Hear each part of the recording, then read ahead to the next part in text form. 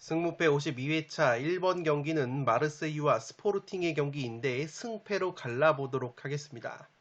통계적인 부분은 구독자 여러분들이 화면을 멈추셔서 확인을 해 주시기 바라고, 저는 바로 살롱 코멘트로 넘어가서 시간 관계상 빠르게 분석을 진행을 해 드리도록 하겠습니다.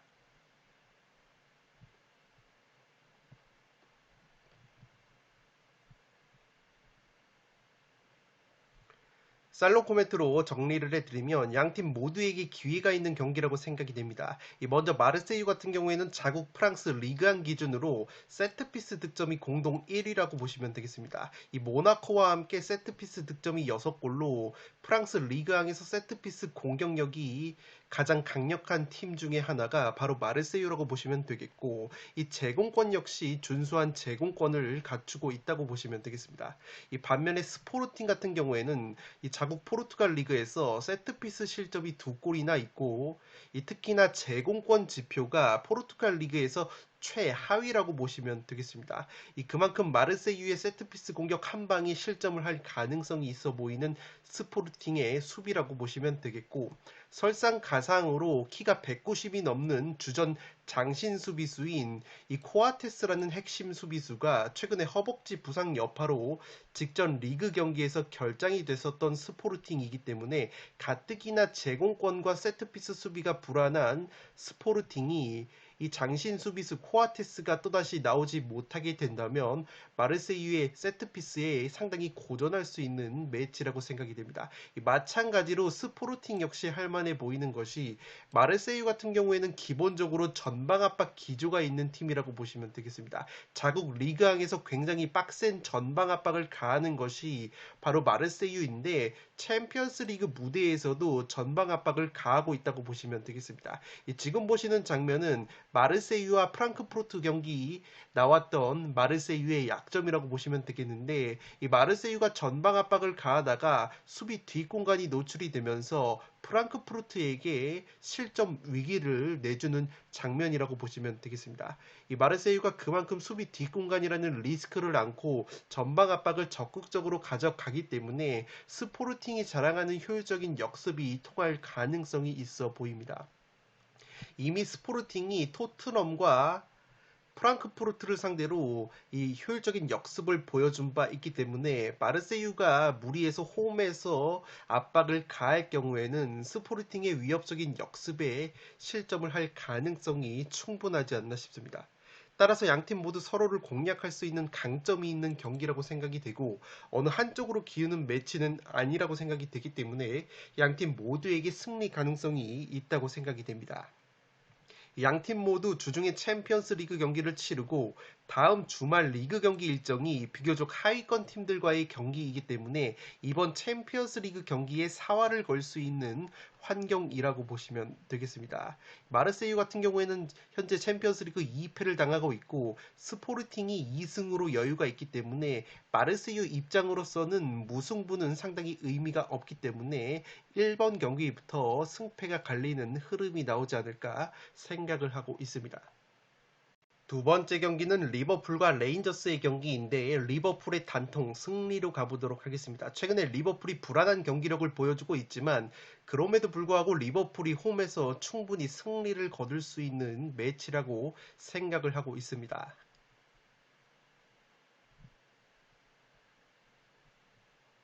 살롱 코멘트로 바로 정리를 해드리면, 최근 리버풀이 고전하고 있는 여러 이유 중에 하나가 바로 클롭 감독의 압박, 라인을 높게 끌어올리는 전술을 고집하는 것이라는 평가가 상당히 많이 이루어지고 있습니다. 리버풀 특유의 강력한 전방 압박 기조를 계속해서 유지를 하고 있는데, 선수들이 A매치를 병행을 하다 보니까 체력 저하와 컨디션 저하가 두드러지게 나타나고 있는 것이 바로 리버풀의 현 상황이라고 보시면 되겠습니다. 그렇기 때문에 원체 전방 압박을 빡세게 하고 공격 라인이 높기 때문에 수비 뒷공간을 노출하면서 허무하게 상대의 역습에 실점하는 장면이 여러 차례 역할이 나오고 있다고 보시면 되겠습니다. 따라서 이번 경기도 레인저스를 상대로 무리해서 압박 일변도로 나설 경우에는 레인저스의 역습의 위기를 맞을 수 있는 리버풀이라고 보시면 되겠습니다. 다만 그래도 제가 리버풀 쪽으로 가는 이유는 레인저스 같은 경우에는 홈보다 원정에서 확실히 경기력이 떨어지는 모습이 있고, 특히 유럽 대항전 챔피언스 리그에서 자신들보다 높은 체급의 팀이 전방 압박을 걸어올 때 상당히 대처가 잘 되지 않는 모습이 있었습니다. 지금 보시는 장면 같은 경우에는 아약스전 완패를 당했을 때 레인저스가 원정을 떠나서 아약스의 전방 압박에 실점을 하는 장면인데, 아약스가 빡세게 전방 압박을 가했고 레인저스가 백패스 미스를 범하면서 베르바인 선수에게 실점을 당하는 장면이라고 보시면 되겠습니다. 그만큼 자신들보다 체급이 높은 팀들을 상대했을 때, 특히 원정 경기에서 상대가 압박을 걸어올 경우에는 레인저스가 상당히 대처가 되지 않기 때문에 리버풀 원정에서 리버풀의 왕성한 전방 압박을 과연 레인저스가 버텨낼 수 있을지 조금은 의문이라고 보시면 되겠습니다. 또한 제가 레인저스의 역습이 그렇게까지 위협적이지 않을 것이라고 판단하는 이유는 아래 통계를 보시면 아실 수 있는데, 챔피언스 리그 지표에서 레인저스가 다이렉트 공격 지표가 하위권이라고 보시면 되겠습니다. 이 다이렉트 공격 시도 자체가 별로 없는 레인저스이기 때문에 역습 자체가 챔피언스 리그 무대에서 그렇게까지 강력하게 이루어지지 않는다고 판단을 하고 있습니다. 리버풀 같은 경우에는 주말에 리그 1위를 달리고 있는 아스날 원정을 앞두고 있지만, 직전 경기에서 홈 경기에서 브라이튼을 상대로 3대3 무승부에 그쳤던 리버풀이기 때문에 아스날을 만나기 전에 홈에서 레인저스를 상대로 승리를 거둬서 분위기 반전이 절실히 필요하다고 보시면 되겠고, 레인저스 같은 경우에는 주전 수비수 센지 선수가 퇴장 징계로 나설 수가 없기 때문에 수비적인 전력 누수가 있는 레인저스를 홈에서 리버풀이 왕성한 전방 압박을 토대로 상대를 하게 된다면 승리를 가져갈 수 있는 경기가 되지 않을까 싶습니다. 이번 경기는 리버풀의 단통 승리로 가보도록 하겠습니다. 3번 경기는 아약스와 나폴리의 경기인데 승패로 갈라보도록 하겠습니다.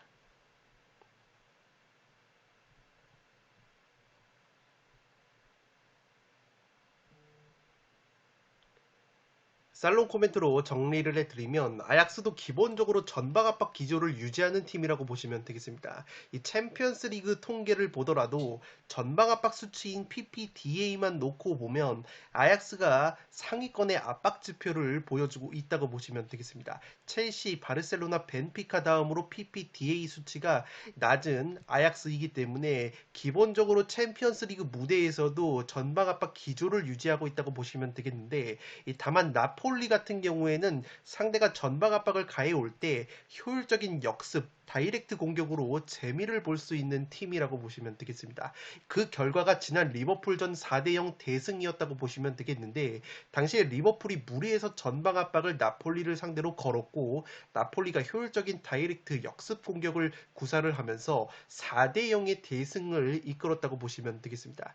지금 보시는 통계 같은 경우에는 챔피언스 리그 무대에서의 다이렉트 공격 지표인데, 나폴리가 다이렉트 공격 횟수 시도가 가장 많다고 보시면 되겠습니다. 그만큼 나폴리가 효율적인 역습이 가능하다는 팀이고, 따라서 아약스가 무리해서 전방 압박을 홈에서 가할 경우에는 나폴리의 역습에 된통 당할 가능성이 충분하지 않나 싶습니다.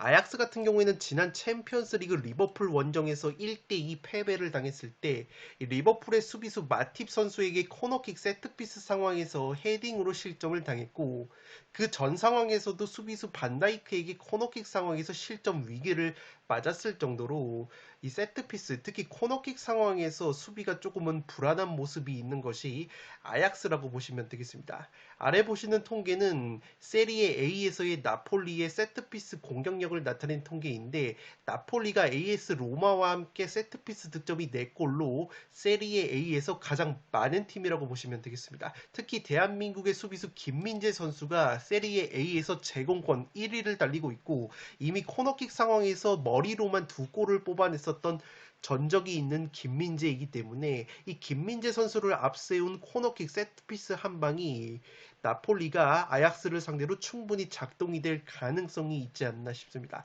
따라서 나폴리가 효율적인 역습과 세트피스로 재미를 볼 수 있는 매치라고 생각이 되고, 다만 나폴리 같은 경우에는 자국 세리에 A에서 아직까지 패배가 없는데 무승부를 거뒀던 경기 중에서 피오렌티나 원정에서 상당히 고전했던 모습이 있었는데, 당시에 피오렌티나가 상당히 압박을 빡세게 가하면서 나폴리를 상대로 좋은 경기를 했다고 보시면 되겠습니다. 따라서 아약스도 특유의 홈발과 전방 압박이 잘 통하기만 한다면 승점 획득의 가능성이 있어 보이지 않나 싶습니다.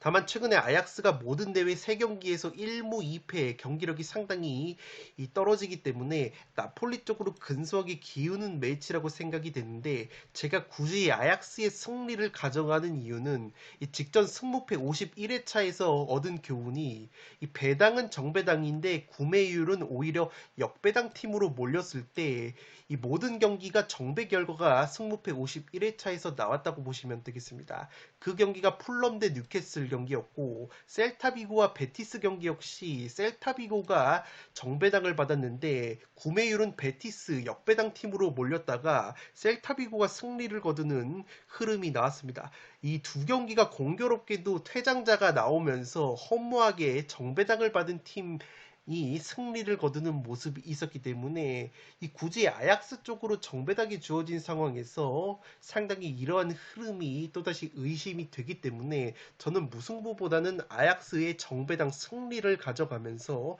3번 경기는 승패 투폴로 가보도록 하겠습니다. 4번 경기는 포르투와 레버쿠젠의 경기인데 단통 무승부로 가보도록 하겠습니다.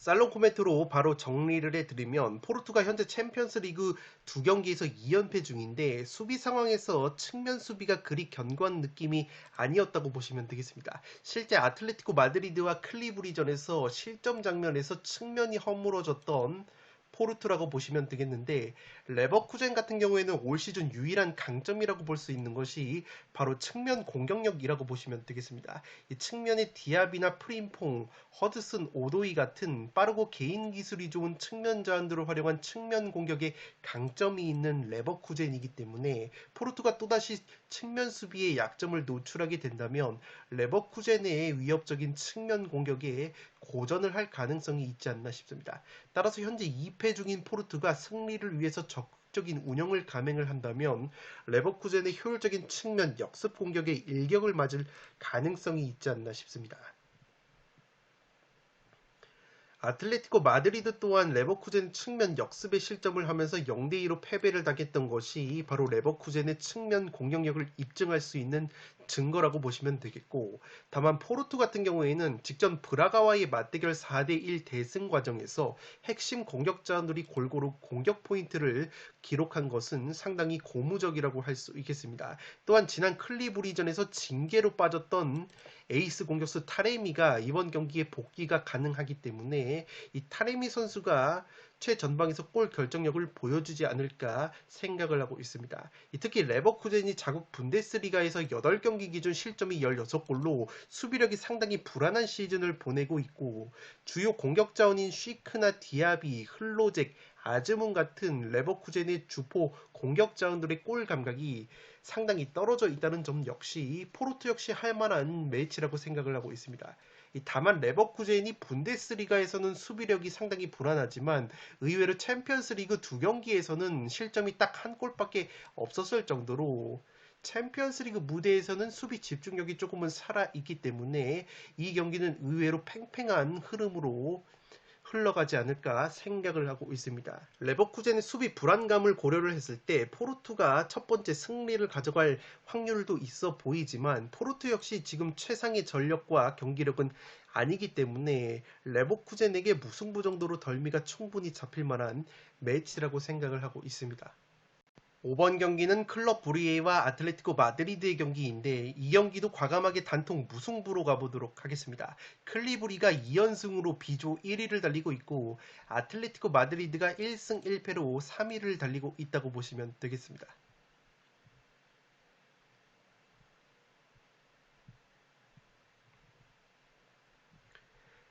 살롱 코멘트로 바로 정리를 해드리면 올 시즌 챔피언스리그 최고의 도깨비 팀으로 활약 중인 클리브리라고 보시면 되겠습니다. 이 한스 바나킨이라는 미드필더를 필두로 이 스코프 올센, 닐센 같은 중원자원들의 퀄리티가 상당히 뛰어난 클리브리이고 최전방에는 공격수 주트글라 선수가 최근에 좋은 컨디션을 보여주고 있는 가운데 장신 공격수인 야렘축구까지 옵션으로 보유하고 있는 클리브리이기 때문에 상당히 전력이 탄탄하다고 보시면 되겠습니다. 아틀레티코 마드리드 역시 최근에 공격수 모라타 선수가 골 감각이 살아나고 있는 가운데 이 공격수 그리즈만 선수가 과거 클리브리를 상대로 2골을 넣었었던 좋은 기억까지 있다고 보시면 되겠습니다. 아틀레티코 마드리드가 자국 라리가 기준으로 원정 성적이 훨씬 더 좋은 점도 아틀레티코 역시 충분히 해볼 만한 매치라고 생각을 하고 있습니다. 다만 아틀레티코 마드리드 같은 경우에는 라리가에서 세트피스 기대 실점이 1.9골로 이 5번째로 기대 실점이 높은 팀이기 때문에 세트피스 수비적인 측면이 상당히 조금은 불안한 면이 있는데 클리브리가 자국 벨기에 리그에서 세트피스 득점이 4골로 공동 선두이기 때문에 의외로 클리브리가 세트피스 상황에서 한 방을 보여줄 가능성이 있지 않나 싶습니다. 실제 레버쿠젠전에서 클리브리의 수비수 실라 선수가 코너킥 상황에서 헤딩으로 결승골을 뽑아냈었기 때문에 이 실라 선수를 앞세운 클리브리의 세트피스 한 방 역시 위력을 발휘할 가능성이 있지 않나 싶습니다. 그렇기 때문에 이 경기는 굉장히 팽팽한 흐름이 예상이 되기 때문에 5번 경기는 과감하게 단통 무승부로 가보도록 하겠습니다. 6번 경기는 인테르와 바르셀로나의 경기인데 인테르의 단통 패배로 가보도록 하겠습니다.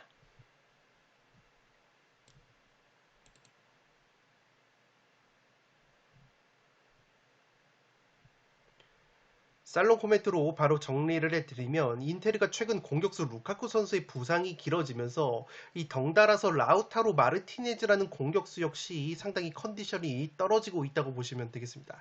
실제 루카쿠와 라우타로 콤비가 합이 잘 맞는 것이 루카쿠 선수가 과거 첼시로 이적하기 전 시즌이었던 2020-21 시즌에 이 루카쿠와 라우타로 선수가 굉장히 많은 골을 세리에 A에서 합작을 했다고 보시면 되겠습니다. 이 두 선수가 8골을 세리에 A에서만 합작을 했는데 루카쿠가 어시스트를 5개를 해주고 라우타로가 5골을 넣었었고 라우타로가 어시스트 3개를 해주면서 루카쿠가 3골을 만들어냈었다고 보시면 되겠습니다. 그만큼 이 루카쿠와 라우타로 선수가 합이 잘 맞는 부분이 있고 올 시즌 역시 루카쿠 선수가 부상을 당하기 전에 3경기에서 1골 1도움을 기록했는데 이 1도움이 바로 라우타로 선수에게 어시스트를 해줬다고 보시면 되겠습니다. 그렇기 때문에 루카쿠가 빠지면서 덩달아 라우타로까지 이 컨디션이 저하가 되는 부분이 있고 실제 통계적으로 봤을 때도 루카쿠가 부상으로 빠지기 시작한 7경기에서 라우타로가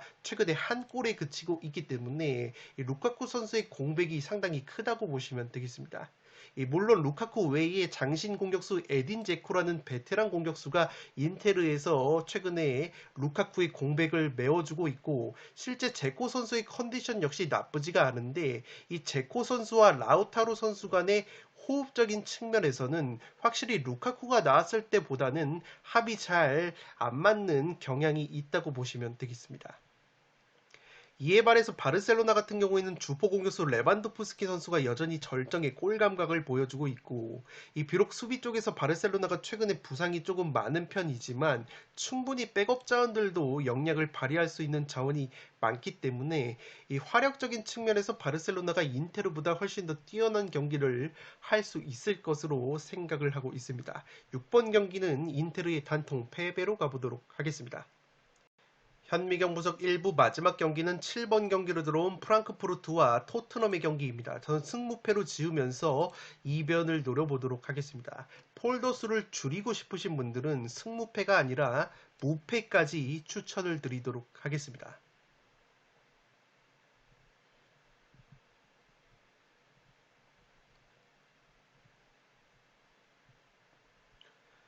살롱 코멘트로 정리를 해드리면 최근 프랑크푸르트의 상승세를 고려하면 충분히 프랑크푸르트 사이드를 가져갈 수 있는 경기라고 생각이 됩니다.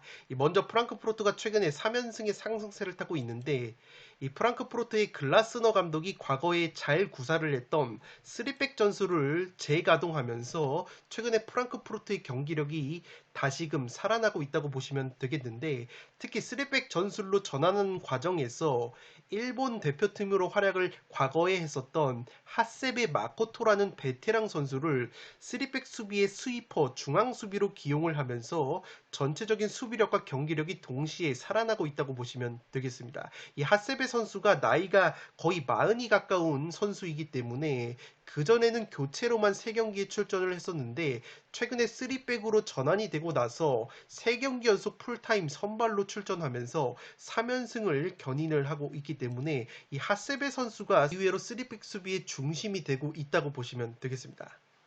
또한 프랑크푸르트 같은 경우에는 분데스리가에서 전방 압박에 의한 득점이 3골로 바이에른 뮌헨과 함께 가장 많은 팀이기 때문에 굉장히 효과적인 전방 압박을 구사한다고 보시면 되겠습니다. 특히 주말에 프랑크푸르트가 최근에 분데스리가에서 가장 잘 나가고 있는 팀인 우니온 베를린과의 홈 경기에서 2대 0으로 승리를 거뒀는데 당시에도 우니온 베를린을 상대로 이 린스트렘이라는 선수가 전방 압박을 가해서 공을 뺏어냈고 이 화려한 솔로 플레이로 쐐기골을 뽑아내면서 이 강호 우니온 베를린을 2대 0으로 잡아냈기 때문에 상승세를 충분히 이어갈 만한 매치라고 생각이 됩니다. 개인적으로는 이 프랑크푸르트가 직전 주말 경기에서 다름 아닌 우니온 베를린을 잡아낸 것이 상당히 의미가 있다고 생각을 하고 있는데 이 우니온 베를린이 분데스리가에서 역습 공격이 가장 뛰어난 팀이고 실제 역습 득점이 3골로 헤르타 베를린과 함께 분데스리가에서 가장 역습 득점이 많은 팀이라고 보시면 되겠습니다. 그러한 우니온 베를린을 상대로 프랑크푸르트가 압박으로 득점을 하면서 무실점 2대 0 승리를 거뒀다는 것은 프리미어리그에서도 역습이 강점인 토트넘을 상대로도 프랑크푸르트가 충분히 좋은 경기력을 보여줄 수 있는 방증이 되지 않을까 생각을 하고 있습니다. 실제 토트넘 같은 경우에는 주말 아스날과의 북런던 더비에서 또다시 손흥민 선수와 페리시치 선수가 공전에 실패하는 모습이 있었고 이 손흥민 선수 역시 마지막 패스 과정에서 세밀함이 상당히 떨어진 부분이 있었기 때문에 이 프랑크푸르트를 상대로 과연 토트넘의 강점인 역습이 얼마만큼 작동이 될 수 있을지 의문감이 든다고 보시면 되겠습니다. 물론 프랑크푸르트 역시 지난 스포르팅전 0대3 완패 당시에 노출을 했었던 것처럼 무리해서 압박 라인을 끌어올리다가 수비 뒷공간이 열리면서 측면 등이 털렸던 모습이 있었기 때문에 토트넘 역시 충분히 역습으로 재미를 볼 가능성이 있지 않나 싶습니다.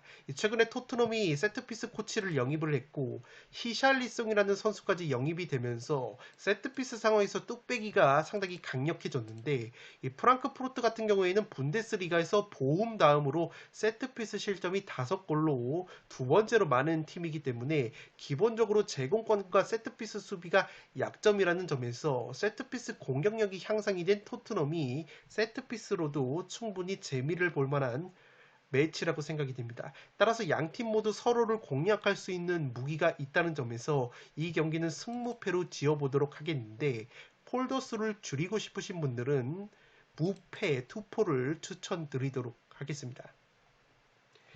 네, 이것으로 1등 상금이 이월된 축구토토 승무패 52회차 현미경부석 1부를 모두 마치도록 하겠습니다. 저는 연이어서 2부를 촬영을 해서 구독자 여러분들의 흐름이 끊기지 않도록 업로드를 해드리겠습니다.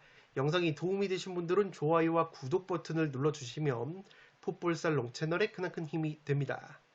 구독 버튼 옆에 종 모양의 알림 설정을 해주시면 그 누구보다 빠르게 양질의 축구 승무패 프로토 관련 분석 컨텐츠를 만나보실 수 있습니다. 지금까지 풋볼 살롱이었습니다. 감사합니다.